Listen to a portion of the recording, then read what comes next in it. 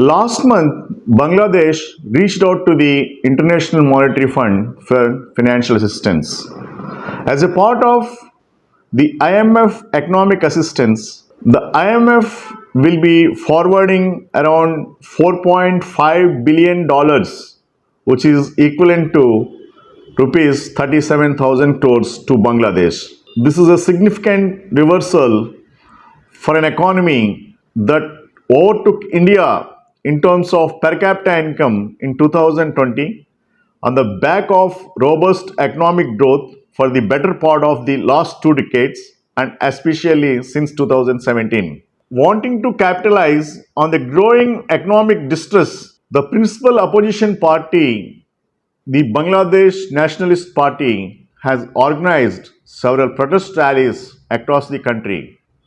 It hopes to corner the Awami League government and its leader, the Prime Minister Sheikh Hasina, who has dominated Bangladesh politics for well over a decade now. How come suddenly this urgency for Bangladesh in seeking the economic assistance from IMF? And in what way this IMF's economic assistance is going to benefit the Bangladesh are the points of our discussion apart from looking at the overall economic scenario in Bangladesh. So, how will IMF's assistance help Bangladesh?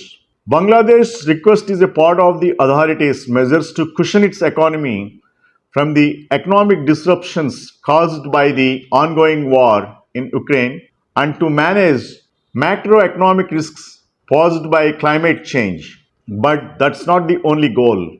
Even as Bangladesh tackles these immediate challenges, addressing long standing structural issues remains still critical, including threats to macroeconomic stability from climate change. To successfully graduate from least developed country status and achieve middle income status by 2031, it is important for Bangladesh to build on past successes and address structural issues to accelerate growth, attract private investment, enhance productivity, and build a climate of resilience. Overall, the IMF's economic assistance to Bangladesh hopes to achieve several goals, which include 1. Creating additional fiscal space through higher revenue mobilization and rationalization of expenditures.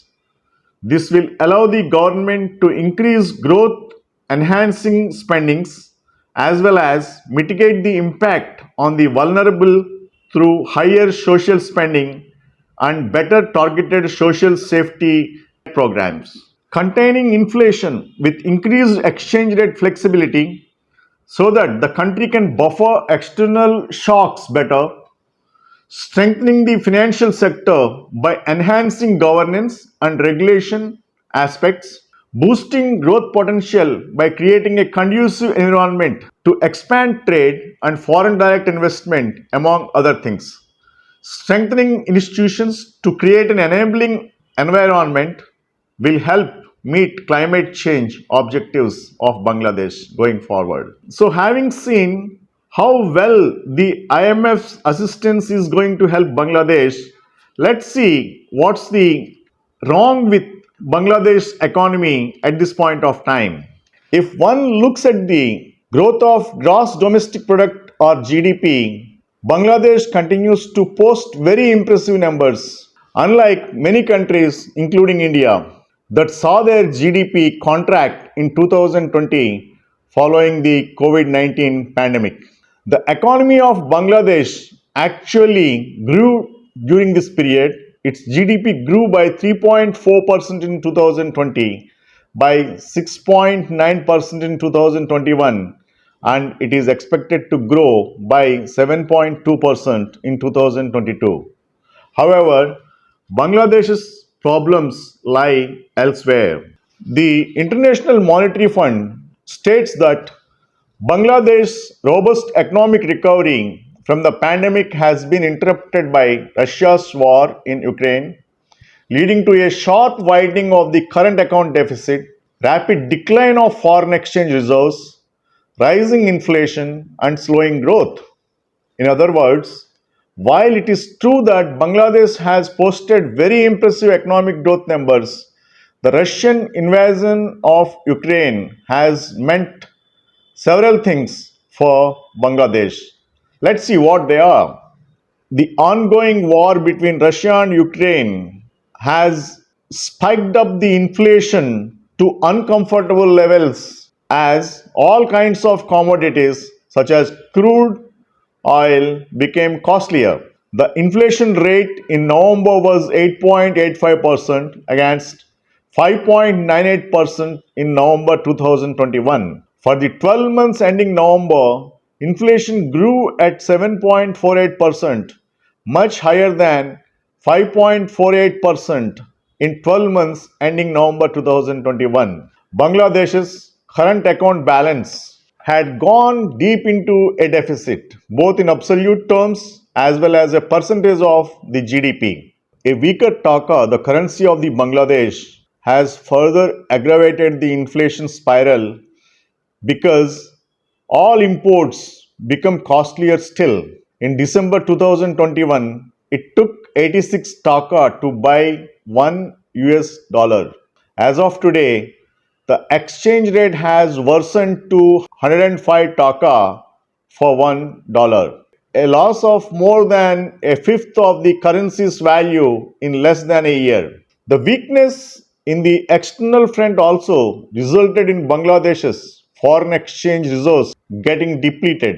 Last December, the forex reserves were valued at $46,154 million dollars, and as of now, they are just $33,790 million dollars, a fall of more than one fourth of its total valuation. So, fast depleting local currency and the overall appreciation in the dollar and the ongoing war between Ukraine and Russia are the key culprits in Bangladesh's economy facing huge balance of payment deficits.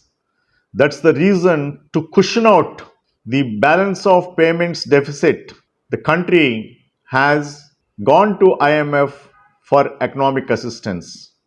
The economic assistance given by IMF to the tune of 37,000 rupees crores in terms of Indian currency will help Bangladesh for how long time is a question that we need to put and see how the Bangladesh's economy is going to take a turn.